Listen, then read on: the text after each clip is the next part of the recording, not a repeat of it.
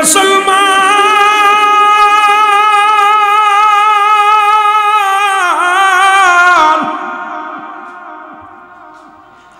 ইমাম মেহেদী প্রকাশের আগে গো কাশ্মীর মুসলমানদের দখলে চলে আসবে। আজকে পৃথিবীর মধ্যে মুসলমান মার খায়, মুসলমান নির্যাতিত হয়, মুসলমানদের উপরে আক্রমণ চালায়। ইমাম মেহেদী আলাইহিস সালাম দুনিয়ায় আসার আগে কাশ্মীর মুসলমানদের দখলে চলে আসবে। মুসলমান বিরেজ্জাত হয়ে যাবে রে মুসলমান, শুনে নাও। অমুসলমানদের কান্ডা লাগা শোনো, মক্কা মদিনার জমিনে পাপা কাজ লিপ্ত হয়ে যাবে। মক্কা মদিনার বুকে শুধু জিনা ব্যভিচার শুরু হবে গো। আজকে মাজান যারা মক্কা মদিনায় আছেন ভালো করে লেখে নেন, আপনাদের আত্মীয়স্বজন যারা মক্কা মদিনায় আছে ভালো করে জেনে নেন। এর মদিনা কাবা শরীফের উত্তর গেটে সিনেমার হলের ভিত্তি স্থাপন হয়েছে গো। যেখানে বাংলাদেশের সিনেমা বন্ধ হয়, সৌদি আরবের সিনেমার ভিত্তি স্থাপন হয়। তার মানে আর বুঝতে বাকি নাই, ওই সৌদিরে ধরেছে প্রথম ফাঁসায়। জোরে জোরে চিল্লায় বলেন ঠিক কিনা? এ মুসলমান শুনে নাও, একটু কাহিনীগুলো ভালো করে জেনে নাও। আজকে মদিনার ইসলাম নবীজি নূর ওয়ালা নূরের নবী মক্কা মদিনায় আগমন করেছেন কেমনে রে মুসলমান? নবী বলেন হায়াতি খায়রুল লাকুম। ও মুসলমান শুনে নাও, ও ফাতি, ও মুসলমান, ও খাম্বাবাদান, ও মামায়াতি খায়রুল লাকুম। নবী বলে উম্মতিরা রে, এই দুনিয়ার মধ্যে আমি নবী আগমন করেছি আমার উম্মতের কল্যাণের জন্য। আজকে নবীজি দুনিয়ার বুকে আগমন করেছিল উম্মতের কল্যাণের জন্য। আজকে সেই নবী আবার দুনিয়া থেকে বিদায় হয়ে গেছেন। মুসলমান শুনে না, মায়াতি খায়রুল লাকুম। নবীজির মুসলমান শুনে নাও, ওফাতি খায়রুল লাকুম।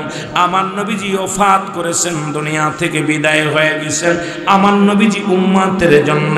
আজকে মুসলমান জাতি শুনে নাও, এমন একটা দিন আসবে মুসলমান জাতি কালেমা পড়তে পারবে না, নামাজ পড়তে পারবে না, শরীয়তের বিধান ভুলে যাবে, ইসলামের বিধান ভুলে যাবে। সেদিন আর দূরে নয়, সেদিন আর দূরে নয়, গোটা বিশ্বব্যাপী আজকে হায়নার দল হানা দিছে। মুসলমানদের ইজ্জত লণ্ঠন করতে চায়, তারা উঠে পড়ে জোরে বলেন ঠিক কিনা? এ দুনিয়ার মুসলমান শুনে নাও গো,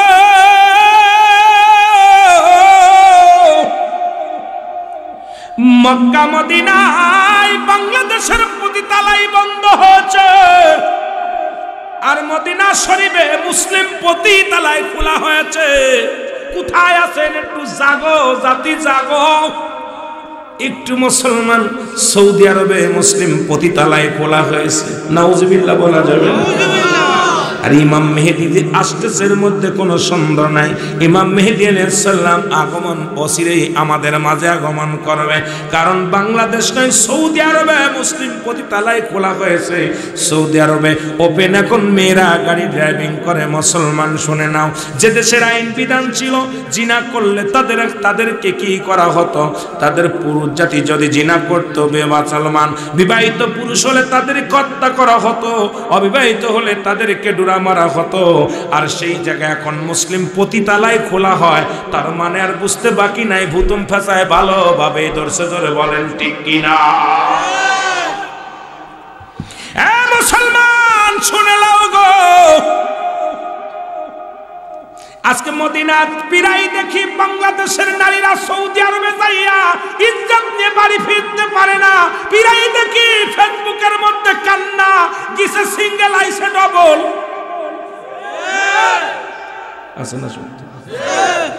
কত বড় নিকৃষ্ট হয়ে গেছে বাংলাদেশের মেয়েরা। পিরাই কান্দে যে আমরা সৌদি এসে শান্তি নাই। এরা এমনই জানোয়ার, বাপ বেটা দুজনই ছিঁড়ে খায়। বাপে খায় একরকম, মেয়ে বাপ সন্তান খায় একরকম। বাবা খেয়ে যখন চলে যায়, সন্তান আবার আমাকে আক্রমণ হায়নার মতো ধরে। তাহলে বুঝতে আর বাকি নাই যে পাপা কাজে এমন ভাবে লিপ্ত হয়ে গেছে। তার মানে ইমাম মেহেদী আর আসতে বেশি দেরি নাই। আমার ভাইরা, আমার বন্ধুরা, আমার মক্কা মদিনায় যখন পাপের বোঝা জিনা ব্যভিচারে লিপ্ত হবে গো, চক্রবৃদ্ধি সুদ বেড়ে যাবে, জিনা বেড়ে যাবে, ব্যভিচার বেড়ে যাবে। এ ভাই, বাংলার জমিনেও শুরু হয়ে গেছে। বাংলার জমিনে শুধু জিনা আর জিনা। যেখানে চট্টগ্রাম মেডিকেল কলেজ হাসপাতালে মরা মর্গে জিনা হয়, যেখানে ঢাকা মেডিকেল মর্গে জিনা হয়, মরা মানুষের সঙ্গে জিনা হয়।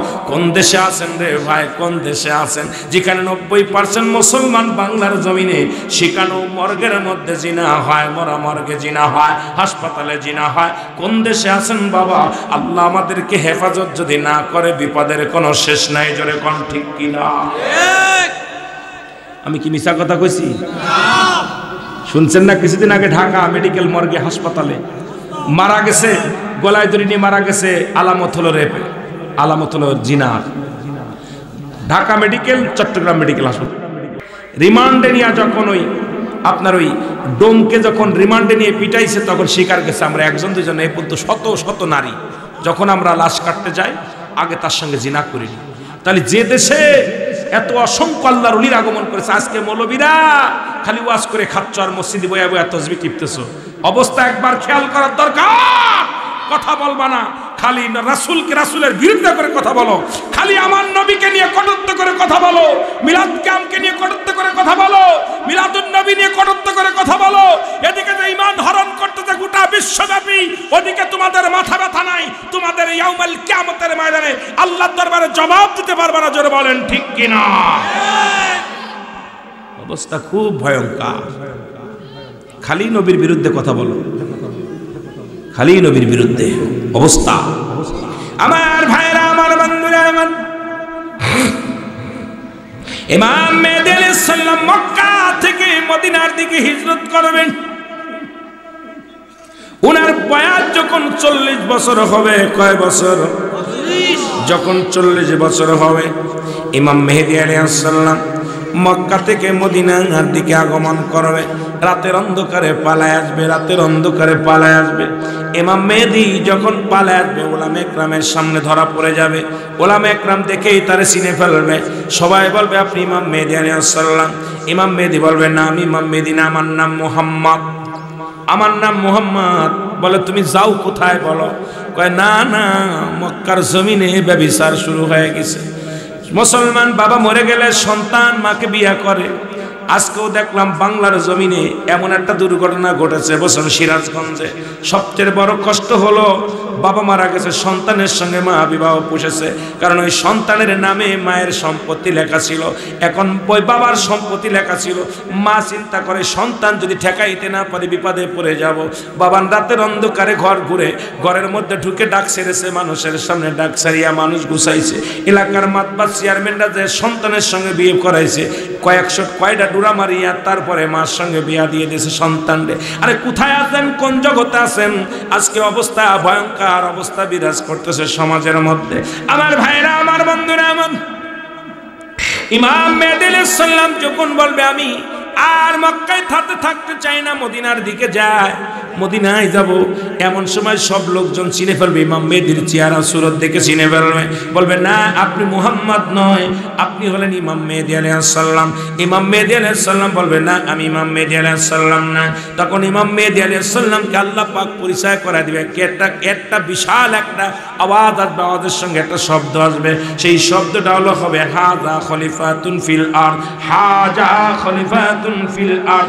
এই আওয়াজটা উচ্চারণ হবে, তখন উপস্থিত সমস্ত ওলামা একরাম বলবে ইমাম মেহেদী গো, তুমি এই আওয়াজটা কোথা থেকে আসলো বলো। তুমি যদি ইমাম মেহেদী না হবে, আওয়াজটা কে শোনাইলো? তিনবার আওয়াজটা হাযা খলিফাতুন ফিল আরদ। আল্লাহু আকবার বলেন। ইমাম মেহেদী আলাইহিস সালাম তখন ডাক দিয়ে বলবে, হ্যাঁ আপনারা ঠিকই বলেছেন, আমি হলাম বর্তমান জামানার ইমাম মেহেদী আলাইহিস সালাম। জোরে জোরে চিল্লায়া বলা যাবে না মারহাবা? আর একটু জোরে জোরে চিল্লায়া বলেন আল্লাহু আকবার। ইমাম মেহেদী আলাইহিস সালাম প্রকাশ যেদিন পাবে, ওদিকে ইয়াজিদ মজুদ ওদিনই প্রকাশ পাবে। ইয়াজিদ মজুদকে বন্দী করে রাখছে বাদান বাদশা জুলকারনাইন, যিনি পৃথিবীর মধ্যে 48 হাত লম্বা, যার দেহখানা 48 হাত লম্বা, পৃথিবীর মধ্যে 1600 বছর হায়াত পেয়েছিল, আল্লাহ তার হায়াত দান করেছিল। বাবার আতেলের কান্ডা লাগায় শুনবেন, আলোচনা মনটা দিয়া শুনবেন। যাকে আল্লাহ পাক একটা মুজিজার ঘোড়া দান করেছিল, যেটা দিয়ে অল পৃথিবী 2 বার ভ্রমণ করেছিলেন। উনি যখন মক্কা মদিনায় যারা হজ করতে গেছেন, মুসলমান, মদিনা থেকে উত্তর দিকে একটা মহকামা আছে, মহকামাটার নাম হলো আলেকজান্দ্রিয়া স্মৃতি শহর বলা হয়। এই স্মৃতি শহরের মধ্যে বাদশাহ জুলকারনাইনকে শুয়ায় রাখা হয়েছে। ওর মধ্যে একটা সাইনবোর্ড লেগে গেছেন, দুনিয়ার মানুষকে আমার হায়াত সীমিত, এই সীমিত হায়াতের মধ্যে আমি মৌলার গোলামি করতে পারলাম না, তোমরা কিন্তু আমার মৌলার গোলামি ছাইর না। এই বাদশাহ জুলকারনাইন লোহা তামা দস্তা গলাইয়া, লোহা তামা দস্তা গলাইয়া বিশাল একটা প্রাচীর করে রাখছে। আজকের এই মাহফিলখানা যেমনি ঘিরে রাখছে, এইরকম মুসলমান ইয়াজিদ মজুদকে ঘিরে রাখছে। সারা জীবন ইয়াজিদ মজুদ আসিয়া বাদান জিব্বা দিয়ে চাটা মারে প্রাচীরের মধ্যে, ছিদ্রা করতে পারে না। যেদিন ইমাম মেহেদী আলাইহিস সালাম প্রকাশ পেয়ে যাবে, সেদিন ওই ইয়াজিদ মজুদের জবান দিয়ে বাইর হয়ে যাবে আলহামদুলিল্লাহ। আলহামদুলিল্লাহ যখন বলবে, সঙ্গে সঙ্গে ছিদ্রা হয়ে যাবে। ছিদ্রা হয়ে গেলে দুনিয়ার আলো বাতাস তারা দেখতে পারবে। দেখার সঙ্গে সঙ্গে প্রাচীরের মধ্যে জোরে ধাক্কা মারবে, ধাক্কা মারার সঙ্গে সঙ্গে এই দুনিয়ার মধ্যে আগমন করবে, দুনিয়ার পানিগুলো খেয়ে ফেলবে। জমিনটার মধ্যে যা কিছু আছে, ও মুসলমান শুনে নাও, ও মুসলমান তেলের কান্ডা লাগায় শোনো, এই দুনিয়ার সব কিছু পানিগুলো খেয়ে ফেলবে। এই পানিগুলো খেয়ে ফেলবে, এই জমিনের মধ্যে মানুষগুলো ধরে ধরে খেয়ে ফেলবে। আমার বাদানেরা দৌড়ায় যাবে মানুষগুলো, হযরত কোথায় চলে যাবে? হযরত ইমাম মেহেদী আলাইহিস সালামের কাছে। ইমাম মেহেদী আলাইহিস সালামের কাছে যে দোয়া চাবি, ইমাম মেহেদী গো আমাদের জন্য আপনি একটু দোয়া করেন। ইমাম মেহেদী আলাইহিস সালাম একটু দোয়া করবে। দোয়া করার পর সঙ্গে সঙ্গে মুসলমান একটা বিছা জাতীয় প্রাণী আসবে। আল্লাহ এই দুনিয়ার মধ্যে একটা বিছা জাতীয় প্রাণী পাঠাইবে। এই প্রাণীটা মানুষের গায়ে পড়বে, সঙ্গে সঙ্গে ক্যান্সার রোগ ধারণ করবে, মানুষগুলো মারা যাবে। এই জমিনের মধ্যে এই রকম মরে পড়ে থাকবে, যেমন করোনা রোগে মারা গিয়েছিল, যেমন আফগানের যুদ্ধের সময় দেখেছি অমুসলমান কত লক্ষ লক্ষ মানুষ পানির মধ্যে ভেসে বেড়ায়, মরা লাশ পড়ে আছে। আমার বাংলাদেশের স্বাধীনতার যুদ্ধে আমরা পিকচারের মধ্যে দেখেছি কত হাজার হাজার মানুষ রাস্তাঘাটে পড়েছিল, দুর্গন্ধে, মানুষের দুর্গন্ধে মানুষ টিকতে পারে নাই। কত কুকুর শিয়ালে লাশগুলো খেয়েছে। ওই যখন ওই বিছা জাতীয় প্রাণী ঢুকবে, তখন মানুষগুলো মারা যাবে। এই মানুষের দুর্গন্ধে মানুষ টিকতে পারবে না। আবার চলে যাবে হযরত মুসা বাদান কার কাছে? ইমাম মেহেদী আলাইহিস সালামের কাছে। ইমাম মেহেদীর কাছে যা বলবে, ইমাম মেহেদী আমাদের জন্য একটু দোয়া করো, জোরে বলো আল্লাহু আকবার। ইমাম মেহেদী আলাইহিস সালাম দোয়া করবে, সঙ্গে সঙ্গে আল্লাহ পাক, এ মুসলমান শুনে যাও, কাক জাতীয় একটা প্রাণী পাঠাইবে। এই কাকগুলো ঠোকায়া ঠোকায়া গোশতগুলো খেয়ে ফেলবে, হাড্ডিগুলো জমিনের মধ্যে থাকবে। এবার আবার যাবে ইমাম মেহেদীর কাছে, ইমাম মেহেদীকে একটু দোয়া করেন। ইমাম মেহেদী আলাইহিস সালাম দোয়া করবে, 24টা ঘন্টা বৃষ্টি হবে, সকাল থেকে শুরু করে পরের দিন সকাল পর্যন্ত যা ধরে বৃষ্টি ঝরতে থাকবে। পদ্মা, মেঘনা, যমুনার পানিগুলো যা খেয়ে ফেলেছিল সব কিছু আবার ভরপুর হয়ে যাবে। ও মুসলমান শুনে নাও, শুনে নাও, পৃথিবীর মধ্যে ইমাম মেহেদীর দোয়ায় তারা কামিয়াব হবে। জোরে জোরে চিল্লায়া বলা যাবে না আল্লাহু আকবার। আল্লাহুম্মা সাল্লি আলা সাইয়্যিদিনা আর নবিয়িনা শাফিয়িনা। আরো জোরে বলেন আল্লাহুম্মা সাল্লি আলা সাইয়্যিদিনা নবিয়িনা শাফিয়িনা। আকাশ কান্দে, বাতাস কান্দে, কান্দে বিবি ফাতিমা। আকাশ কান্দে, বাতাস কান্দে, কান্দে বিবি ফাতিমা।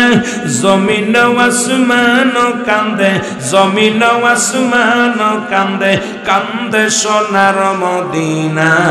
আল্লাহুম্মা সাল্লি আলা আর নবিয়িনা শাফিয়িনা। আরো জোরে বলেন আল্লাহুম্মা সাল্লি আলা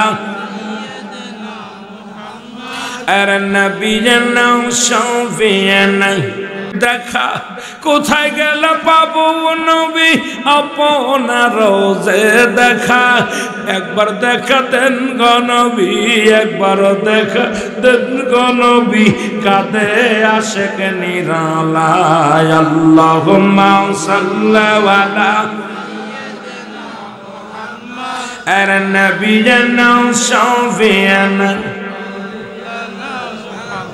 এ দুনিয়ার মুসলমান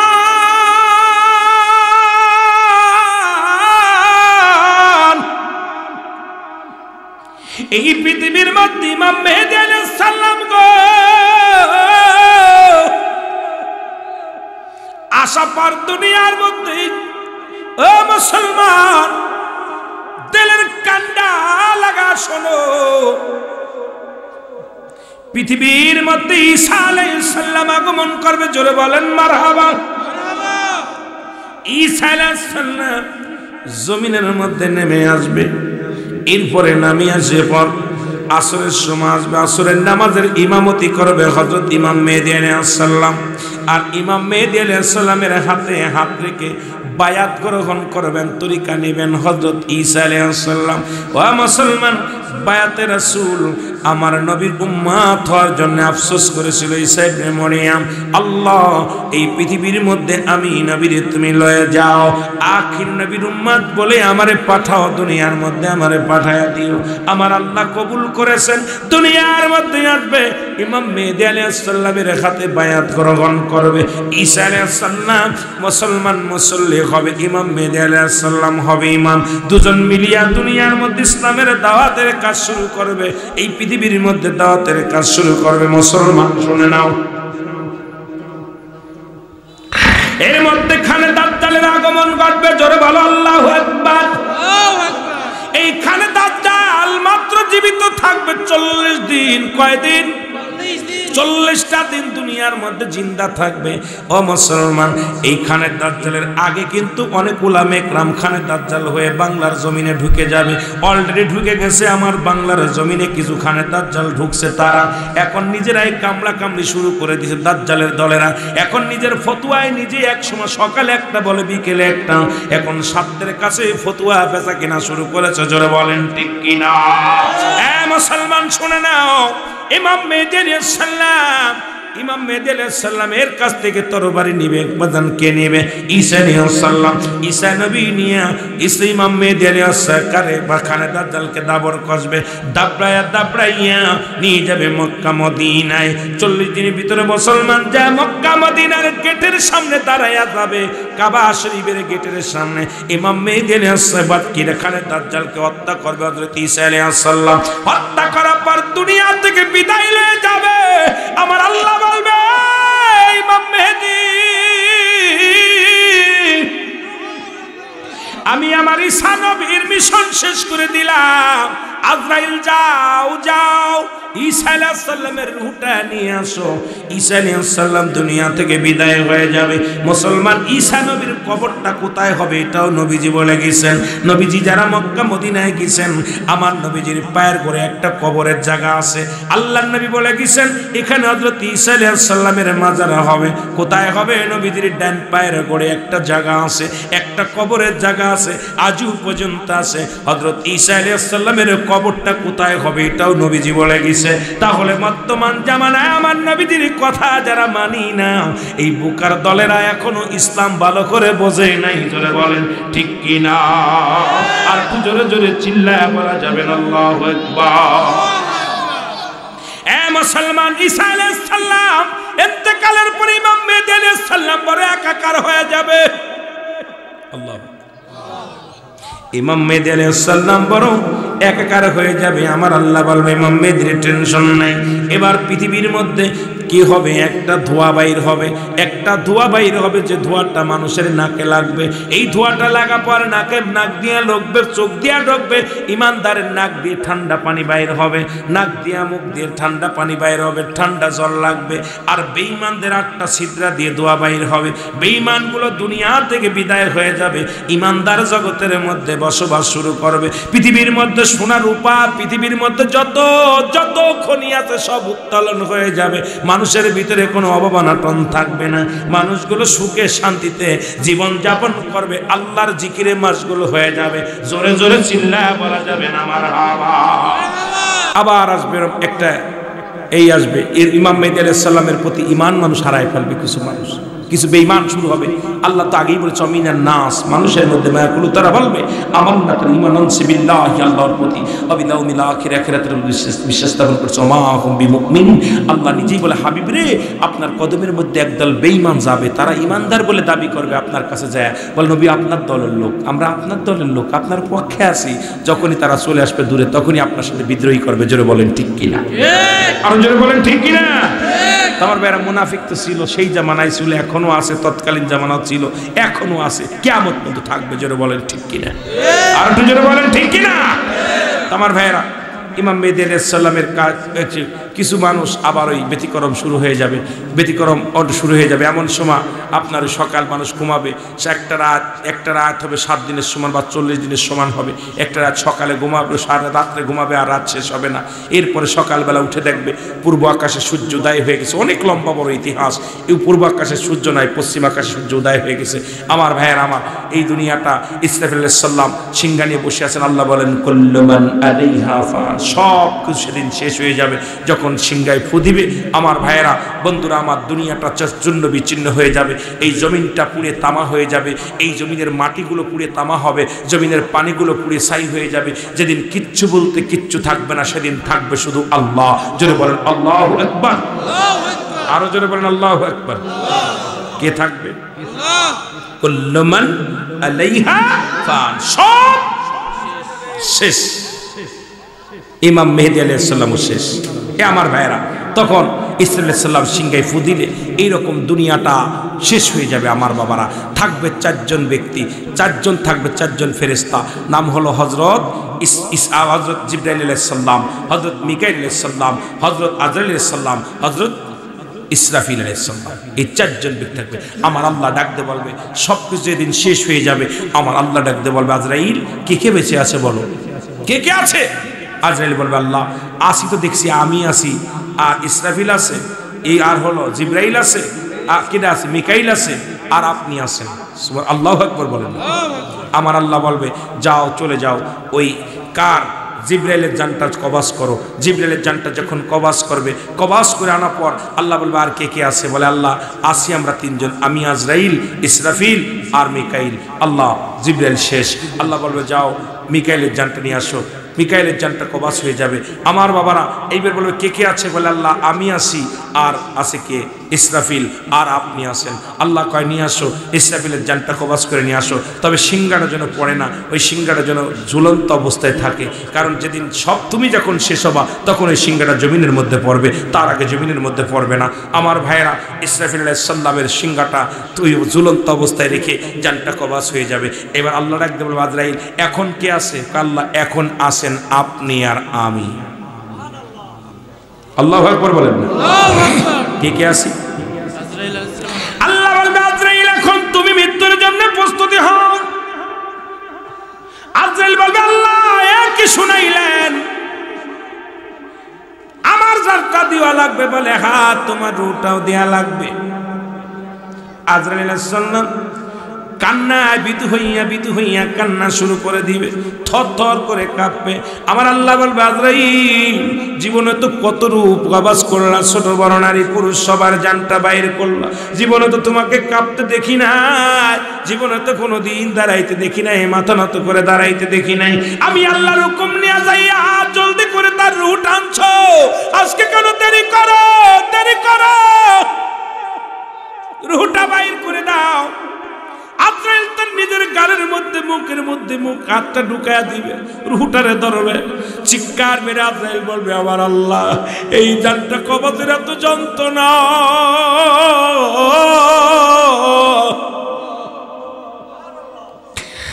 আমার আল্লাহ এই জান কবজের এত যন্ত্রণা আমি আগে যদি জানতাম পৃথিবীর মধ্যে এত বড় দায়িত্ব আমি নিতাম না। আমার আল্লাহ করে আজরাইল আজকে কোনো ওজর চলবে না রে, আজকে কোনো কথা চলবে না, রুহটা দিয়া দাও। এর রুহটা টানতে বাইর করবে। ও মুসলমান, আর ওই মৃত্যুর যন্ত্রণার কথা বলতে গেলেই মনে পড়ে যায় আল্লামা মুফতি আমজাদ আলী সাহেব একটা কিতাব লেখলেন, কিতাবের নাম বারে শরিয়াত। এই কিতাবের মধ্যে লিখতে যা বললেন, দুনিয়ার মানুষ শোনো,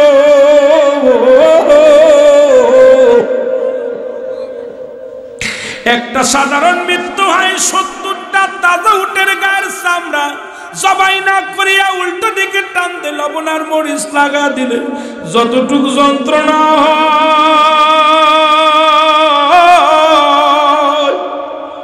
এর চাইতে 70 গুণ যন্ত্রণা হলে একটা সাধারণ মৃত্যু। এখন আমরা যারা মরণকালে পায়খানা করে দিই, যারা মরণের কালে জিহ্বা বাইর হয়ে যায়, যাদের মরণের সময় চোখ দুটি বড় বড় হয়ে যায়, যারা মরণের সময় টঙ্গ বেঁকা হয়ে যায়, যাদের ওই মরণের সময় জিহ্বা বাইর হয়ে যায়, তাদের মরণটা কত কঠিন হয় রে। এর সহজ মৃত্যু যদি এত কঠিন হয়, কঠিন মৃত্যুটা কত কঠিন। এই মরণের পেয়ালা পান করতে হবে, এর মধ্যে কোন সুন্দর মানুষের 3টে বিপদের মধ্যে নাম্বার 1 বিপদ হলো মানুষের মরণ, নাম্বার 2 হলো কবর, নাম্বার 3 হলো কিয়ামতের ময়দান। ওই কিয়ামতের আগে আসবে হযরত ইমাম মেহেদী আলাইহিস সালাম। ইমাম মেহেদী আলাইহিস সালাম বিদায় হয়ে যাবে। সবার বিদায় যখন শেষ, আজরাইল তার রূহটা দেওয়ার আগে এত জোরে চিৎকার মেরে কাঁদবে, আল্লাহ! ওই আজরাইলের চিৎকার যদি দুনিয়ার মানুষ শুনতো, দুনিয়ার মানুষগুলো হাত ফেল করে মারা যেত। আজকে আল্লাহ আমাদেরকে তুমি দয়া করো, ঈমান নিয়ে মৃত্যুবরণ করার তৌফিক দান করো। জোরে জোরে চিল্লায় বলা যাবে না আল্লাহু আকবার? একটু মহব্বতের সঙ্গে দুরূদ শরীফ পড়ুন। আল্লাহুম্মা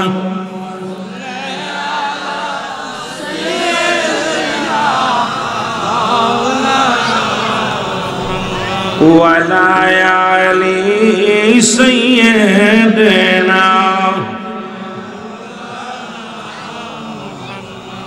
মহব্বতে বলেন আল্লাহুম্মা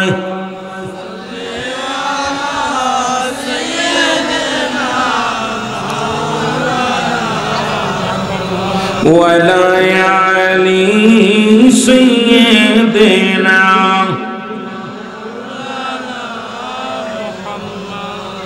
নবী গো আপনার ভালোবাসা আল্লাহ তাআলা খুশি হয়। নবী গো আপনার ভালোবাসায় জান্নাতবাসী হওয়া যায়। আল্লাহুম্মা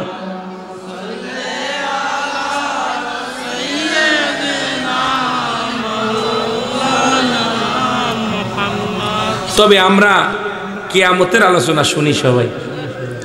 নবীজির দরবারে এক সাহাবী ইয়া রাসূলুল্লাহ, ইয়া হাবিবাল্লাহ, কিয়ামত কবে হবে? কিয়ামত কবে হবে?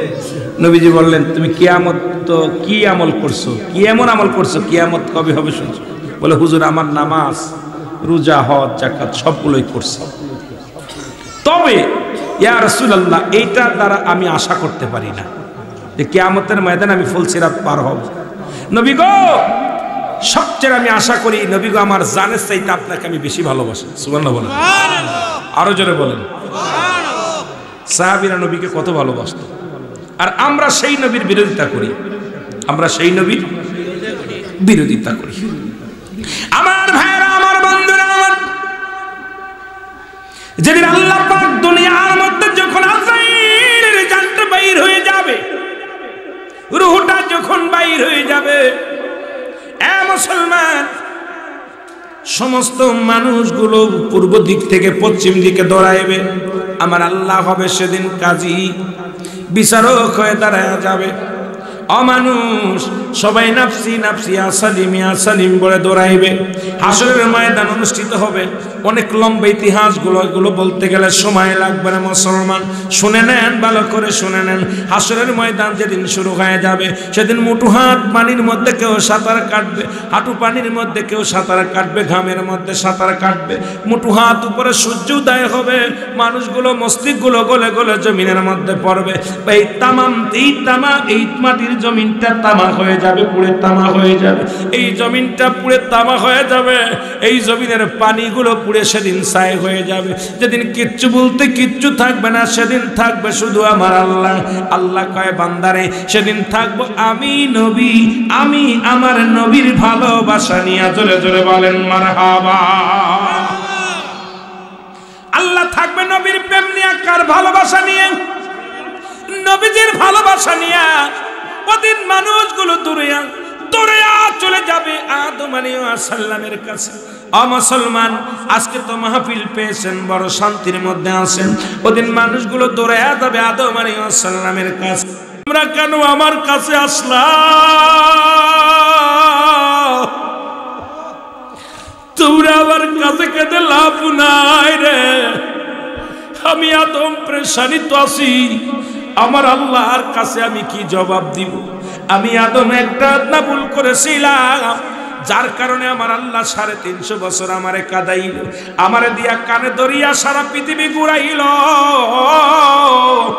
এরপরে যে নবীর খাতিরে আমি ক্ষমা পাইলাম। আমি আদম পেরেশানিতে আছি, চলে যাও হযরত ইব্রাহিম বলেন ঈসা আলাইহিস সালামের কাছে। ঈসা বলবে আমি পেরেশানিতে আছি, চলে যাই ইব্রাহিম নবীর কাছে। ইব্রাহিম নবী কয় আমি পেরেশানিতে আছি, চলে যাও কোথায়? মুসা নবীর কাছে। মুসা নবী ডাকতে বলবে আমি পেরেশানিতে আছি, যাও উম্মতের কান্ডারি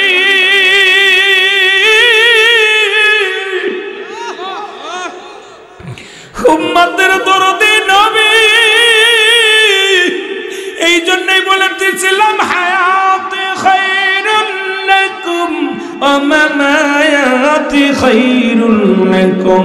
ও মুসলমান শুনে নাও, ও মায়াতি খায়রুল লাকুম, আমার নবীজির ওফাত। মুসলমান শুনে নাও, নবী ডাকতে বলে উম্মতিরা রে, আমি নবী দুনিয়ার মধ্যে আগমন করেছি আমার উম্মতের কল্যাণের জন্য। আবার আমি দুনিয়া থেকে বিদায় নিয়ে গেলাম, এটাও আমি নবী উম্মতের কল্যাণের জন্য। পৃথিবীর মধ্যে যদি কোনো উম্মত ভালো কর্ম করে, আমি আল্লাহর দরবারে প্রশংসা করি আমার উম্মতের হইয়া।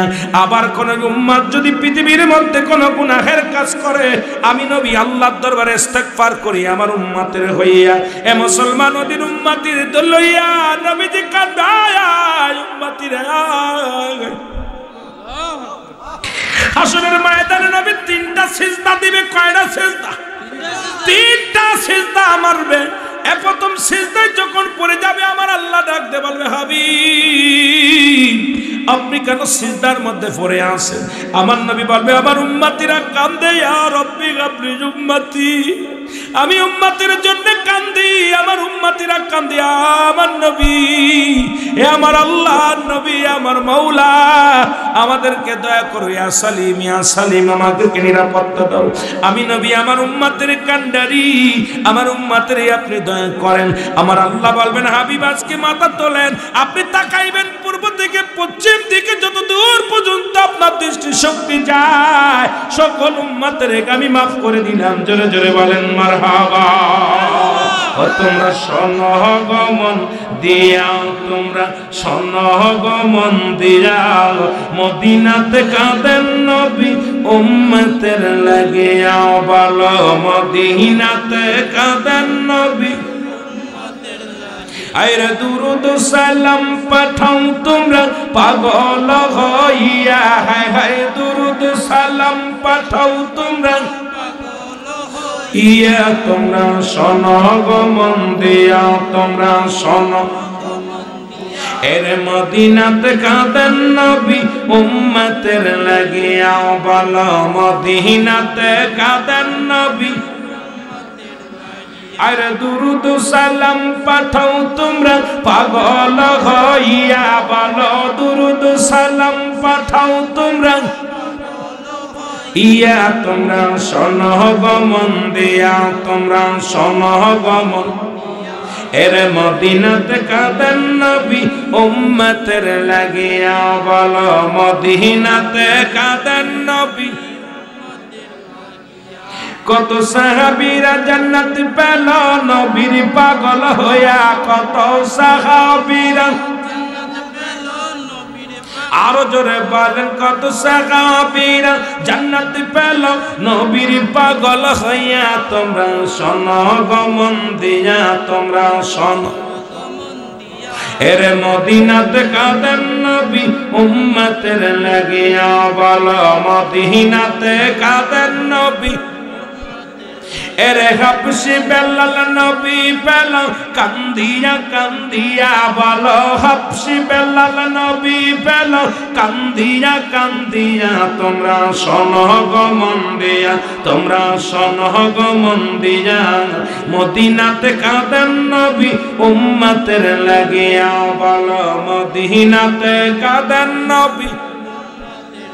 এরে ওই মদিনায় কেমনে যাইব বইলা দাগ মৌলায় আমায়, ওই মদিনায় কেমনে যাইব বইলা দাগ মৌলা। মদিনাতে কাঁদেন নবী উম্মতের লাগিয়া, বলো মদিনাতে ওয়া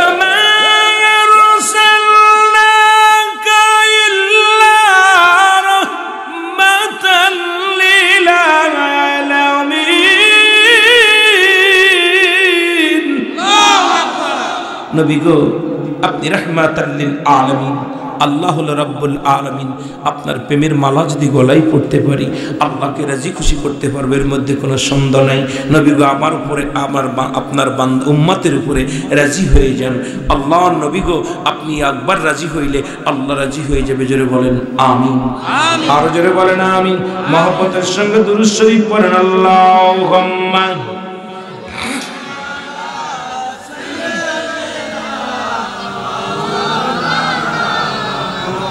ওয়ালা আলি।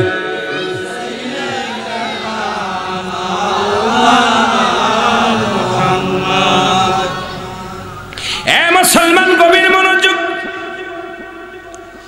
কথাগুলো বললে পরে মজা লাগবে, শুধু মুসলমান শুনে নেন। একটা কথা না বললে নয়। খাজা কি মুসলমান? গাউসে পাক আব্দুল কাদের জিলানী, গাউসে পাক আব্দুল কাদের জিলানী, উনি একবার মুসলমান। ওনার এক মুরিদ সন্তান, যাদের কথা আল্লাহ বলেন কুরআনুল কারীমের মধ্যে সূরা ইউনূসের মধ্যে 11 নম্বর পারা 62 নম্বর আয়াত আল্লাহ বলে আলা সাবধান ইন্না নিশ্চয় ইন্না উলিয়াল্লাহি, আল্লাহর তরফ থেকে যারা ওলি হয়, লা নাই খাউফুন শব্দের অর্থ ভয়, ওয়ালা যদি অবস্থান করে ঘুমাদের উপরে জানুন তাদের কোনো চিন্তা নাই ভাবনা নাই। এমন একজন আল্লাহর ওলি অমুসলমান। শুনলাম তৎকালীন জামানার একটা কথা বললে আপনাদের মজা লাগবে। আল্লাহর ওলিদের কথা বলি আবার আমি পিছনের দিকে চলে যাই। কিয়ামতের ময়দান কঠিন হবে, ওদিকে আমি যেতে পারি নাই। কারণ 3টা বিপদ, নাম্বার 1 হলো মানুষের মরণ, নাম্বার 2 হলো কবর, নাম্বার 3 হলো কিয়ামতের ময়দান। একটার পরে একটা বিপদ। আল্লাহ আমাদের বিপদগুলো তুমি উদ্ধার করে দিও। জোরে বলেন মারহাবা। মুসলমান গভীর মনোযোগ। মক্কা মদিনার বুকে তৎকালীন জামানার কথাগুলো বলে যায়। এখনো মক্কা মদিনায় মানুষের নাম রাখে আব্দুল্লাহ, আব্দুর রহমান, আব্দুল শামস। নবীজির ভালো ভালো নামগুলো, সুন্দর সুন্দর নামগুলো রাখে। 3 আব্দুল্লাহ নাম হলো বড় আব্দুল্লাহ, ছোট আব্দুল্লাহ, মেজো আব্দুল্লাহ। মারহাবা বলেন না? কয়টা নাম? আব্দুল্লাহ 3 জন ছেলের নাম আব্দুল্লাহ, বড় আব্দুল্লাহ, মেজো আব্দুল্লাহ, ছোট আব্দুল্লাহ। মারহাবা বলেন। 3 আব্দুল্লাহ। বাবা তার মৃত্যুর সময় বলে গেলেন, ডাক দিয়ে বললেন আমার আব্দুল্লাহ, আব্দুল্লাহ, আব্দুল্লাহ, আব্দুল্লাহ। 3 আব্দুল্লাহ চলে আসলেন। আসার পর আব্বাই বলতেছে বড় আব্দুল্লাহ আমার ওয়ারেস সূত্রে জমি জমা পাবে, আমার ওয়ারেস পাবে। দ্বিতীয় আব্দুল্লাহ আমার ওয়ারেস পাবে। তৃতীয় আব্দুল্লাহ ও আব্দুল্লাহ, আব্দুল্লাহ পাবে, আব্দুল্লাহ পাবে, আব্দুল্লাহ পাবে না। আল্লাহু আকবার বলেন না? এই তিনটা কথা বলেই মারা গেলেন। আব্দুল্লাহর বাবা দুনিয়া থেকে বিদায় হয়ে গেল। তিন ভাইয়ের মধ্যে হট্টগোল শুরু হয়ে গেল। তিন ভাই বলে আব্বাজান মৃত্যুর সময় ওসিয়াত করে গেলেন আব্দুল্লাহ পাবে, আব্দুল্লাহ পাবে, আব্দুল্লাহ পাবে না। এখন তো তিন ভাইয়ের নাম আব্দুল্লাহ, বড় বিপদের মধ্যে আছে। এখন কোন আব্দুল্লাহ পাবে, কোন আব্দুল্লাহ পাবে না, বড় বিপদের মধ্যে আছে। তিন ভাই চিন্তা করে জমা জমি কে পাবে, কোন দুই আব্দুল্লাহ পাবে। মায়ের কাছে জিগায়, মা গো কোন দুই আব্দুল্লাহ পাবে? মা বলে আমি বলতে পারবো না। সাসারে বলে আব্দুল্লাহ, কোন তিন আব্দুল্লাহ পাবে? বলে বলতে পারি না। তিন আব্দুল্লাহর ভিতরে বড় বিপদের মধ্যে পড়ে গেলেন। এখন রাস্তায় রাস্তায় ঘুরে বেড়ায় তিন আব্দুল্লাহ। সমাধান দেবে কে? কে আমাদেরকে সমাধান দিবে? বাবার ওয়ারের সূত্রে এই ফারায় জমিটা কে পাবে? ওয়ারের সূত্রে জমি জমা কে পাবে? তিন আব্দুল্লাহর দুজন পাবে, একজন পাবে না। আব্বাজান তো যাবার সময় বলে যেতে পারে নাই, শুধু আব্দুল্লাহ পাবে, আব্দুল্লাহ পাবে, আব্দুল্লাহ পাবে না। আল্লাহু আকবার, আল্লাহু আকবার। ওরে তারা আসলে মুসলমান, শুনে নাও। হঠাৎ করে একটা উটনি, ওই দেশের একজন উটের মালিকের উটনি হারায় গেছে। খুঁজতে খুঁজতে যায়, তিন আব্দুল্লাহ তারা আছে। ডাকতে বলে ভাইয়েরা দাঁড়াও, তোমরা কি এই রাস্তা দিয়ে একটা উট যাইতে দেখছো, উটনি যাইতে দেখছো? বলে হ্যাঁ দেখেছি। উট দেখেছি। বলে উটটা দেখেছো কেমনে করে? বলে উট তো আমরা দেখেছি। বড় ভাই বলে আপনার উট, আপনার উটের কি একটা চোখ কানা? বলে হ্যাঁ আমার উটের একটা চোখ কানা। আমার উটের কি? উটনির একটা চোখ কানা। দ্বিতীয় ভাই বলে আপনার উটের বুঝি, আপনার উট, ও ভাই শুনে নেন, আপনার উট বুঝি একটা পা নাই, খা খোড়া? বলে হ্যাঁ আমার উটের একটা, উটনির একটা পা নাই, তিন পাও, একটা পা নাই। ঠিকই বলেছেন, আমার উটনির একটা পা প্রমাণ দিয়েছেন। আমার উটের লেজ নাই, আমার উটের একটা পা নাই, আমার উটের একটা পা নাই, নেই না চোখ নাই। সুতরাং আমার উটনি কোথায় আছে বলেন, আপনারা বলেন। আমার উটনি কোথায় বলেন? আমরা বলতে পারি না। কয় তুমি যে কথা বলছো উট দেখেছি, উটের বিবরণ দিয়েছ, উট কানা বলেছো, ঠিক আছে আমার উট কানা। আমার উটের তিনটা পা, একটা পা খোড়া, ঠিকই বলেছো। নাম্বার 3 আমার উটের লেজ নাই, ঠিকই বলেছো। এখন উটনি দাও, না দিলে কাজীর কাছে নিয়ে যাব তোমাদের বিচারের জন্য। আর কাজীর কাছে গেলে আমার উট খাওয়ার জন্য, অপরাধীর জন্য তোমাদের মৃত্যুদণ্ড হবে। তিন ভাইকে ধরে নিয়ে গেলেন কাজীর দরবারে। কাজীর দরবারে যাওয়ার পর কাজী ডাকতে বলে, তিন ভাই বলো। তোমরা বলে আমরা তিন ভাই। বলে উনার উটনি দেখেছেন? বলে হুজুর আমরা উটনি দেখি নাই। উটের মালিক বলে হুজুর, কাজী সাহেব আমার উটের একটা চোখ নাই। ওই ভাই বলছে চোখ নাই, ঠিকই বলছে। আমার উটের একটা পা নাই, উনি বলছে পা নাই। যদি না দেখবে কেন বললো যে পা নাই? যদি না দেখবে বলো কেন কানা, চোখই দেখে নাই? বলে না যদি দেখবে কেন লেজ নাই? এখন কাজী সাহেব বড় বিপদের মধ্যে পড়ে গেলেন। কাজী বলে ভাই তোমরা তিন ভাই যে বিবরণগুলো দিছো, উটের বিবরণ দিছো, সব তো ঠিক আছে। এখন উটনি কোথায় রাখছো বলো, না হয় তোমাদের মৃত্যুদণ্ড হয়ে যাবে, জেল হয়ে যাবে। উটনি তোমাদের দেওয়া লাগবে, কিনে দেওয়া লাগবে উটনি। বলে হুজুর আল্লাহর কসম করে বলি, যারাতে আমাদের জান, আমরা উটনি দেখি নাই, উট দেখি নাই। তাহলে কেমনে বললাম? বড় ভাই বলে হুজুর আমরা আসতে পথে দেখি রাস্তার এক পাশের ঘাস খাওয়া, আর এক পাশের ঘাস ভালো। এক পাশের ঘাসগুলো খেয়ে ফেলেছে, সবুজ সবুজ ঘাস খাইছে। নিশ্চিত বুঝতে পারলাম এমিনদের যে প্রাণীটা গেছে তার একটা চোখ কানা, এই জন্য এক পাশের ঘাস খাইছে, আর এক পাশ ভালো আছে, এক পাশের ঘাস খায়নি। তার মানে ওই কানা আর এক চোখ দিয়ে দেখে নাই, যে চোখ দিয়ে দেখছে সেই চোখ দিয়ে খাইছে। গুড, ঠিকই বলছো। আন্দাজের পথ ধরেছি, মনে হয় উটটা কানা। বলে তুমি খুঁড়া কেমনে টির পাইলা? তোমার তিনটা পাও? কয় হুজুর ওই বালুর উপর দিয়ে হেঁটে গেছে, তিনটা পায়ের ছাপ দেখছি, আর একটা পা দেখি নাই। এই জন্য আনুমানিক ধরেছি উটটার মনে হয় তিনটা পা আছে, আর একটা পাও নাই। কারণ তিনটা পায়ের ছাপ দেখতে পেয়েছি, চারটা পায়ের পা ছাপ দেখতে পারি না। তার মানে আপনার ওই উটটার নিশ্চিত তিনটা পা। আন্দাজের পথ ধরেছি। কয় গুড। এত বুদ্ধি তোমাদের গুড। এমন একটা মানুষ আমাদের দরকার, আমার রাজ্যে দরকার। কারণ তোমরা আন্দাজের পর শোধ ধরতে পারো, আন্দাজের পর সবরণায় বিনয় করতে পারো। সুতরাং আমার রাজ্যে তোমাদের বড় প্রয়োজন। তৃতীয় নাম্বার বললেন, তুমি বলো তুমি কিসের পর ঠিক পাইলা উটের লেজ নাই? বলে হুজুর দেখলাম যত পায়খানা করেছে, যত লেদেছে, একটা লেজু ভাঙ্গে নাই, সব লেজগুলো এক জায়গা পড়েছে। তার মানে আমি বুঝতে পেরেছি যদি লেজ থাকতো লেজে নাড়া দিলে ওই গোবরটা ভেঙ্গে যেত। যেহেতু লেজ নাড়া, লেজ নাই, গোবরটা জায়গায় যেখানে পড়েছে ঠিক সেখানেই পড়েছে, আস্ত আছে এখানে পড়ে নাই। আমি আন্দাজের পর ধরেছি ওই উটের বুঝি লেজ নাই।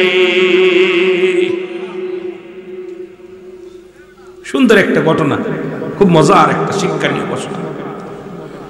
বলে এইরকম জ্ঞানী রে তোরা, উঠনি কোথাও ওরা আন্দাজের পর ধরছে। তোদের আমি আমার রাজ্যে তোকে তিনজনের জায়গা করে দিলাম, তোদের মতো এরম লোক দরকার, এরম জ্ঞানী লোকের দরকার। তোরা আন্দাজের পর ধরে দিচ্ছ ঠিক ঠিক, এরম লোকের দরকার। তা বলতেছে হুজুর আমরা আপনার কাছে থাকবো, আমরা বড় বিপদের মধ্যে আছি। কি বিপদ? হুজুর আমরা বড় বিপদের মধ্যে আছি। আমরা শুধু তিন ভাই, এই যে আমাদের তিনজনের দেখছেন, ওনার নাম আব্দুল্লাহ, আমার নাম আব্দুল্লাহ, ওর নাম আব্দুল্লাহ। আমরা বড় বিপদের মধ্যে আছি, মীমাংসা করার জন্য সমাধান পাইতেছি না, এই জন্য বাড়ি হতে বাইর হয়েছি। আমার আব্বাজান মৃত্যু সজ্জায় যাইয়ে তিন ভাইকে ডাক দে, বলে আব্দুল্লাহ আব্দুল্লাহ আব্দুল্লাহ। তিন ভাই যখন গেলাম, আমার আব্বাজান বললেন আব্দুল্লাহ এই আমার সম্পদ পাবে, আব্দুল্লাহ আমার সম্পদ পাবে, আব্দুল্লাহ আমার সম্পদ পাবে না। এখন আপনি বলে দেন এই তিন ভাইয়ের মধ্যে সম্পদ কোন দুই ভাই পাবে আর কোন ভাই পাবে না, একটু বলে দেন। এই বিপদের জন্য আমরা হাজির হয়েছি, এখন আমাদের বলে দেন, এই উপায়টা বলে দেন। এরে উজির বাদান কি বলে, কাজী বলে রে এত বড় সমস্যা, আমার চাইতে বড় সমস্যার মধ্যে তুমি আছো, এত বড় বিপদের মধ্যে আমারে ফেললা। জোরে জোরে চিল্লায়া বলা যাবে না আল্লাহু আকবার। হুজুর আমরা ঘর থেকে বাইরে এসে একটা সমাধানের জন্য, একটু দয়া করে সমাধানটা দিয়ে দেন। আমাদের কোন ভাই পাবে না আর কোন দুই ভাই পাবে একটু বলে দেন। কাজী কয় যে আমরা কেমনে সমাধান দিব? কয় তো ওই সমাধান দিতে পারলে এটা দিতে পারতে। কয় হুজুর ওইটা তো দিছি আন্দাজের পর, এইটা কেমনে দিব? কাজী বলে দাঁড়া তোদের সমাধান দিব আমি। বলে আজকে আমি তোমাদের মেহমানদারি করব, তোমাদের তিন ভাইকে খাইতে দিব। খাবারের জন্য ভিতর বাড়ি হুকুম দিলেন, ভিতর বাড়ি থেকে গোস্ত পাকাই নিয়ে আলেন, রুটি বানাই নিয়ে আসলেন, হুকুম দিলেন। দেওয়ার পর খাবারগুলো এনে যখন সামনে হাজির করলেন, বড় ভাই বলে ছোট ভাইদের, ভাই আব্দুল্লাহ রে এই গোস্ত খাওয়া যাবে না, এটা মানুষ, এটা কোন প্রাণীর গোস্ত শুনে নাও, এটা উটের গোস্ত না, দুম্বার গোস্ত না, গরুর গোস্ত না, এটা হলো কুকুরের গোস্ত। আল্লাহু আকবার বলেন। বড় ভাই বলে এটা কুকুরের গোস্ত। মেজর আব্দুল্লাহ আর এক আব্দুল্লাহ কয় ভাই রে এই রুটি বানাইছে যিনি গর্ভবতী মহিলা, এই রুটিগুলো শেখছে, সুতরাং যিনি গর্ভবতী মহিলা, 9 মাসের গর্ভবতী মহিলা এই রুটিগুলো বানাইছে। দুই ভাই, প্রথম ভাই বলেন এটা কুকুরের গোস্ত, দ্বিতীয় ভাই বলেন এটা গর্ভবতী রুটি বানাইছে, তৃতীয় ভাই বললেন আমাদের যে খাবার দিচ্ছে সে যার সন্তান সে হারামজাদা। জোরে জোরে চিল্লায়া বলেন মারহাবা। প্রথম বললেন যিনি দিছে এটা কিসের গোস্ত? কথা বলেন কিসের গোস্ত? রাত হয়ে গেছে, কষ্ট হচ্ছে আপনাদের। কিসের গোস্ত? আর রুটি বানাইছে কিসে? গর্ভবতী মহিলা। আর যে খাবার দিছে অবৈধ সন্তান, যার সন্তান। এখন কাজী আয়সা দেখে না খেয়ে বসে আছে, খাওনি কেন? বলছে খাবো কেমনি, এটা হালাল না, এটা হলো কুকুরের গোস্ত। কি হলো কুকুরের গোস্ত? হ্যাঁ এটা কুকুরের গোস্ত। বলে সত্যি? হ্যাঁ। যদি কুকুরের গোস্ত না হয় তোমাদের গর্দান যাবে। দ্বিতীয় আব্দুল্লাহ কয় রুটিগুলো শেখছে একজন গর্ভবতী মহিলা, 9 মাসের গর্ভবতী মহিলা রুটিগুলো শেখছে। বলে তুমি যেটা বলছো এটা যদি সত্য না হয় তোমার গর্দান যাবে। ছোট আব্দুল্লাহ ডাকতে বলে কাজী সাহেব শোনো, আমাদের এই যে খাবারের আয়োজন করেছে সে একজন যার সন্তান, সে অবৈধ সন্তান। জোরে জোরে চিল্লায়া বলা যাবে না আল্লাহু আকবার। কাজী তো অবস্থা, কাজীর খুব রাগী, কাজী নিজে খাবার জোগাড় করছে, কাজী হচ্ছে জারুর সন্তান, কথা হই না, কাজীর খুব রাগ, তবু কষ্ট করে চেক দিছে, একদম কথাবার্তা বন্ধ করে চুপ করছে, দেখা যাক কি হয়।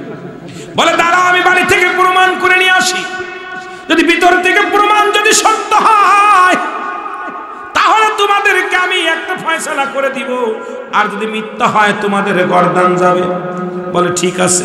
ভিতরে গেলেন, যিনি পাক করছেন তারে জিজ্ঞাসা হলো, তুমি ওই মেহমানদের জন্য কি গোস্ত পাকাইছো? বলে হুজুর, আমরা ঘরের মধ্যে দেখি কোনো গোস্ত নাই, আমাদের পশু পালি, আমাদের যে ঘরের মধ্যে যে কুকুরটা ছিল ওই কুকুরটা আজব করে গোস্ত পাকায়া দিছি। হুজুর আপনি গোস্ত দিতে বলেছেন, যদি গোস্ত না দিই গর্দান যাবে, এই ভয়ে যদি বলি নাই তারপর আমরা বিপদে পড়ে যাব, এই জন্য আমরা কুকুরটা আজব করে আপনার মেহমানদারি করেছি, রান্না করে দিছি। রুটিটা চলে গেলেন রুটিওয়ালার কাছে, রুটি বানাইছে কে? যা দেখে ঠিকই গর্ভবতী মহিলা, গর্ভবতী মহিলা মুসলমান, শুনে নাও, উনি 9 মাসের গর্ভবতী। ওই মহিলাটা এবার চলে গেলেন মায়ের কাছে, মা গো সত্যি করে বলো গো মা, আমি কি তোমার বৈধ সন্তান নাকি অবৈধ সন্তান? মা বলেন, কাজী রে, ও কাজী শোন, তুই আমার অবৈধ সন্তান, তবু আমি তোরে ভালোবাসি রে বাবা, আমার গর্বে চিনি তুই, তোর বাপ উনি না, যিনি তোর, যাকে তুমি বাবা বলিস, বাবা ও তোর জন্মদাতা পিতা না, তোর জন্মদাতা পিতার একজন। সুতরাং আমি অপকর্ম করেছিলাম আমার বাড়ির রাখালের লগে, আমার বাড়ি যিনি কর্মচারী ছিল তার সঙ্গে আমি অপকর্ম করেছিলাম। সুতরাং আজকে যে তুই যে যার সন্তান, এ বাবা আমি সত্য কথা বলতেছি। কয় মা গো তুমি সত্য করে বলো। বাবা সত্য করে বললাম, তুমি যার সন্তান, তুমি অবৈধ সন্তান। জোরে জোরে চিল্লা বলা যাবে না মারহাবা। কাজী মাথা নত করে চলে আসে 3 ভাইয়ের কাছে, আব্দুল্লাহ আব্দুল্লাহ আব্দুল্লাহ। 3 আব্দুল্লাহ প্রস্তুতি করে, আব্দুল্লাহ রে তুমি এটা যে কুকুরের গোশত টের পেলে কেমনে? বলে আমরা একজন হালাল বান্দা, আমরা একজন ইমানদার বান্দা, আমাদেরকে তুমি হারাম জিনিস খাওয়াইবা, এটা আমরা যখন সামনে আসছে আল্লাহর তরফ থেকে আমাদের মন উদয় করে বলেছি এটা হারাম, এটা কুকুরের গোশত। এই জন্য আমি আন্দাজের পর বলেছি, অনুভব করে বলেছি, কারণ আমি অনুভব করে বলেছি এটা কুকুরের গোশত, কোনো মানুষের গোশত না। সত্যি এটা কুকুরের গোশত? কয় ঠিক আছে নি? কয় হ্যাঁ ঠিক। দ্বিতীয় আব্দুল্লাহ বলে, কিটা বলছে? এই রুটিটা মহিলা বানাইছে, গর্ভবতী মহিলা। বলে আমি বলছি। বলে কেন? টের পাইলাম। কয় টের পাইলাম, এই রুটিটা এক পাশে সেকা হয়েছে আর এক পাশে সেকা হয় নাই। ওই গর্ভবতী মা যখন রুটিটা বানাইছে এক পাশে দেখতে পারে নাই, নিজের পাশে দেখতে পারে নাই, এই পাশে মোটা আছে, ভালো করে বানানো হয় নাই।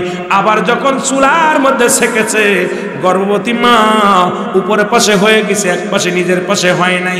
এটা আমি বুঝতে পেরেছি দেখেই যে এটা কোনো গর্ভবতী মহিলা, কারণ বসে পড়ে রুটিগুলো সেকতে যায়, ঠিক মতো সেকতে পারে নাই, বানাইতে পারে নাই। এটা কোনো গর্ভবতী মা বানাইছে। বলে ঠিক আছে। এরা আমার যে যার সন্তান বলছো, কে বলেছো? ছোট আব্দুল্লাহ বলে আমি বলেছি। জোরে জোরে বলেন আল্লাহু আকবার। আর একটু জোরে বলেন আল্লাহু আকবার। কয় তোমাদের 3 জনের প্রশ্নই ঠিক, তোমরা 3 জন যা বলেছো সবই ঠিক। সুতরাং যে বলেছো এইটা কুকুরের গোশত, সে পাবে তোমার আব্বার সম্পদ। যে বলেছো পৃথিবীর মধ্যে এই রুটিটা মহিলা, গর্ভবতী মহিলা বানাইছে, সে পাবে তোমার বাবার সম্পদ। আর আমাকে যে বলেছো যার সন্তান, সে সম্পদ পাবে না, সেও তার বাবার অবৈধ সন্তান। সুতরাং অবৈধ সন্তানের সন্তানকেই চিনেছে, তোমার মার কাছে জিগাও। এরপরে এই তোমার বাবার রেখে যাওয়া সম্পত্তিগুলো তোমরা 2 ভাই পাবা, আব্দুল্লাহ আব্দুল্লাহ পাবে, আর এই আব্দুল্লাহ পাবে না। জোরে বলেন আল্লাহু আকবার। 3 আব্দুল্লাহ ছুটে গেলেন মায়ের কাছে, যাই বললেন মা,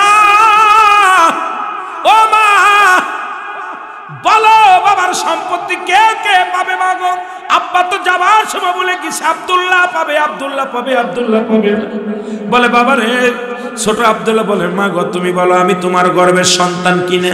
ছোট আব্দুল্লাহ যখন বললেন, মা বলে বাবা রে সত্যি করে কি বলবো, তোরে আমি আমার সন্তানের মতো ভালোবাসি, তোরে আমি অত্যন্ত মায়া করি। তবে বাবা শোন, ওই তোরে বাবারে বাবা শোন, তোর আব্বা যখন মসজিদে নামাজ পড়তে গিয়েছিল, তোকে ওই মসজিদের মেম্বার মসজিদের পাশে দেখেছিল পড়া অবস্থায় পড়ে আসি, ছোট্ট মানুষ পড়ে আসি, তোর বাবা তোরে কুড়ায় নিয়ে আসে, এসে লালন পালন করেছি বাবা। আসলে তোর জন্মদাতা মাকে আমি জানি না, তোর জন্মদাতা পিতাকে আমি জানি না। আমি তোর মায়ের আদর দিয়া, আমার স্বামী তোর বাবার আদর দিয়া আমার সন্তানদের মতো তোরে লালন পালন করেছি। আসলে বাবা তুই আমার গৌরব, আমার গর্বের সন্তান না, তোকে আমি লালন পালন করেছি, আমি তোর পথের মধ্যে পেয়েছিলাম। মুসলমান শুনে নাও, তবে দুনিয়ার মধ্যে যতদিন বেঁচে থাকবি ততদিন পর্যন্ত এই দুনিয়ার মধ্যে খাবার পরার দায়িত্ব আমি নিলাম, কিন্তু তোমার বাবার উরদ জাতীয় সন্তানরা পাবে সম্পদের মালিক, কিন্তু এর মালিকানা তুমি হতে পারবে না। জোরে জোরে চিল্লায় বলা যাবে না মারহাবা।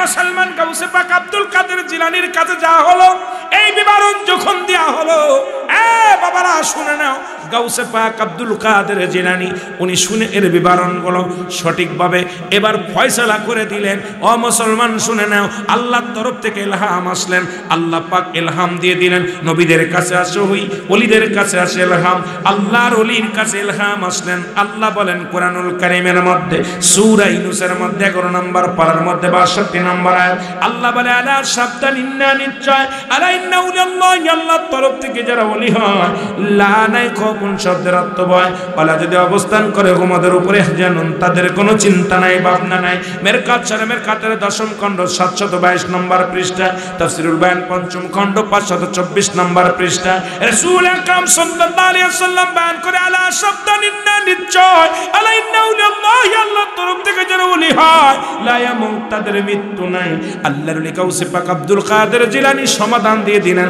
এই সমাধানই সত্য, সঠিক সমাধান দিয়ে দিয়েছে। জোরে জোরে চিল্লায় বলা যাবে না মারহাবা। একটু মহব্বতের সঙ্গে দুরূদ শরীফ। হাদিসি প্রমাণ মেলে, আফিয়ান ফুসিকুম মাফালা তাফসির। বান্দা বান্দির নিদর্শন, আল্লাহ পাক পাহাড়ে থাকেন, নগরে থাকেন, আল্লাহ থাকে মুমিনের কলবে। তুমি কেন কাছে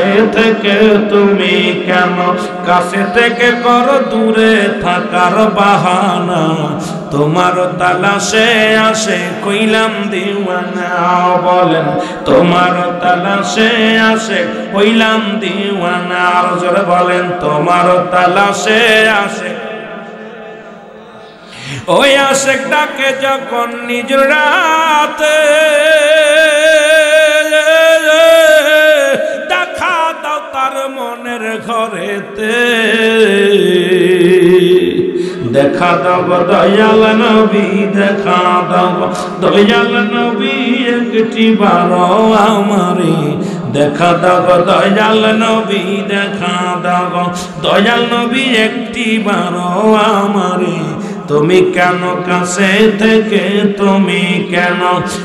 থেকে করো দূরে থাকার বাহানা, তোমার তালাশে আসে কইলাম দেওয়ানা। বলো তোমার তালাশে আসে কইলাম দেওয়ানা। লা ইলাহা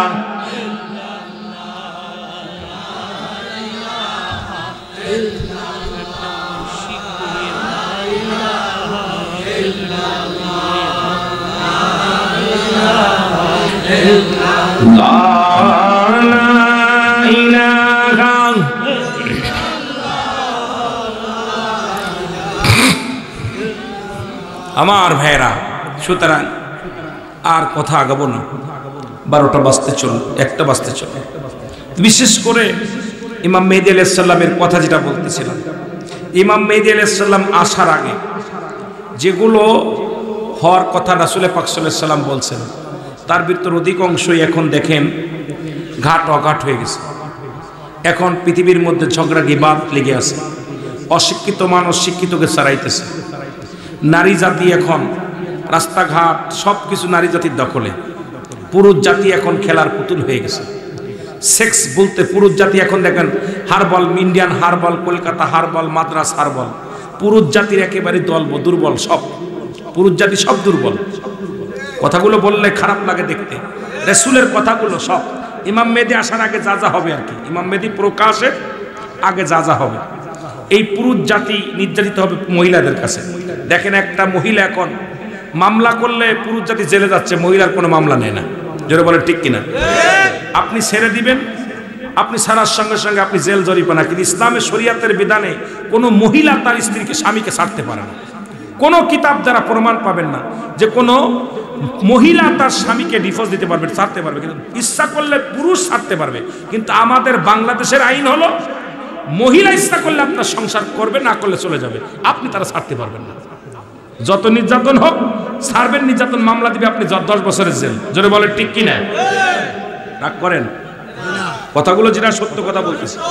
এখন পুরুষ নির্যাতিত হচ্ছে, মহিলা নির্যাতিত না। এখন পুরুষ নির্যাতিত, পুরুষ কি হচ্ছে? নির্যাতিত হচ্ছে। আমার ভাইরা, ঠিক রাসূলের পাক সাল্লাল্লাহু আলাইহি ওয়াসাল্লাম যে বাণীগুলো বলে গেছে, এখন দেখতেছি আপনারা যাদের বাড়িতে কাজ করতেন তারা এখন আপনাদের বাড়ি কাজ করে, ঠিক কিনা? রাসূল বলে গেছেন এমন একটা দিন আসবে আপনার মনিবের বাড়ি কর্মচারী, কর্মচারীর বাড়ি মনিব কি করবে? মনিবের বাড়ি কর্মচারী বাড়ি মনিব কাজ করবে, ঠিক কিনা? ঠিক শুরু হয়ে গেছে, অলরেডি শুরু হয়ে গেছে। গজব চারিদিকে গজব, করোনা মহামারী, আপনার সিডর, এর পৃথিবীর মধ্যে যত গজবগুলো আসতেছে সবগুলো গজব কিয়ামতের আগে আসবে। রাসূল বলছে এটা ইমাম মেহেদী আগমনের আগ দিয়ে এগুলো ঘটবে। ইমাম মেহেদী আলাইহিস সালামের আগ দিয়ে ঘটবে। ইমাম মেহেদীর প্রকাশের পরে হলো 7টা বড় বড় বিপদ ঘটবে। কয়টা? 7টা। ইমাম মেহেদীর এরপরে পূর্ব দিক থেকে একটা ভূমিকম্প, পশ্চিমে একটা ভূমিকম্প, মাঝখানে একটা ভূমিকম্প, এই 3টা। খালেদা জালের আগমন, খালেদা জালের আগমন, ঈসা আলাইহিস সালামের আগমন। 7 আর কয়টা? 5টা। কয়টা? 5টা। এরপরে আপনার ভাইরা ওই যে একটা কালো ধোঁয়া আসবে, কালো ধোঁয়াটা আসবে। এই ধোঁয়াটা হলো মানুষের নাকে লাগবে, বেঈমানরা 7-8টা ছিদ্রা দিয়ে ধোঁয়া বাইর হবে। মুমিনদের নাক মুখ দিয়ে ছিদ্রা, নাক মুখ দিয়ে কি বাইর হবে? আপনার হলো ঠান্ডা পানি বাইর হবে। এরা দুনিয়া থেকে বিদায় হয়ে যাবে। আমার ভাইরা, শুধু তাই নয়, এরপরে হলো 8টা, আর 9টা হলো কয়টা? কথা বলেন না কেন? কয়টা? 7টা হবে, তার ভিতরে একটা 7টা, ওদিকে 3টা, ওদিকে 2টা, 5টা, 6টা, একটা 7টা। এই ইমাম মেহেদী আলাইহিস সালামের আগমনের পরে এই 7টা বিপদ ঘটবে। সুতরাং আর এর আগে আপনার 40টে, কয়টা? 40টা আলামত দেখা দিবে। তার অধিকাংশ আলামতই হয়ে গেছে এবং শেষ হয়ে গেছে, অধিকাংশ আলামত। আমার বাবারা, এখন বাজার ঘাট সব জায়গা দেখেন অবস্থা খারাপ। ঘরের মধ্যে শান্তি নাই, বাড়ির মধ্যে শান্তি নাই, সমাজের মধ্যে শান্তি নাই। এখন শুধু আপনার দেশ না, অল পৃথিবীর মধ্যে। আর মুসলমান নির্যাতিত হচ্ছে, মুসলমান মার খাচ্ছে। এক মুসলমান, নবীজি বলছে বাল হুয়া কিলাফ, এই পৃথিবীটা হলো পচা দুর্গন্ধ মরি। মানুষের চরিত্র হলো কুকুরের চরিত্র। কুকুর যেমন মরি পাইলে খুশি হয়, মানুষ শেষ পেলে খুশি হবে। এক ভাই আর এক ভাইকে মেরে 100 টাকার জন্য মেরে দিতেছে। আপনাদের কিছুদিন আগে যে কুমিল্লাতে দেখছেন 100 টাকা পাম্পে 100 টাকা ভাগাভাগি নিয়ে মারা গেল, 100 টাকার জন্য মেরে ফেলছে। জোরে বলেন ঠিক কিনা? আরো জোরে বলেন ঠিক কিনা? আমার ভাইরা দেখেন, এখন 50টা ভাব সন্তান হইয়া আপনাদের চট্টগ্রামে 18 বছর পরে বাবারে খুঁজে পাইছে, সেই বাবারে 5 টুকরা করছে, কেটে ছেলে কেটে ফেলেছে। আবার গতকালকে দেখলাম বৃদ্ধাশ্রমে বাবা মারা যাচ্ছে, ছেলেরা ফোন দিছে নেওয়ার জন্য, দেখার জন্য। বাবা কাকতি মিনতি বলতেছে, বাবা আমাকে একটু দেখ, শেষ জীবনে দেখবো। দেখতে ছেলে বলতেছে আমি পারবো না দেখতে, আমি নিতে পারবো না। তা ঠিক সেই জামানায় এসে গেছে। এখন এই জামানায় ইমাম মেহেদী আলাইহিস সালামের আসার আগে যে গজবগুলো প্রায় শেষের দিকে, আসার দিকে শুরু হয়ে গেছে। আমরা যেন ঈমান এবং আমল ঠিক রাখতে পারি। সকলে বলেন আমিন।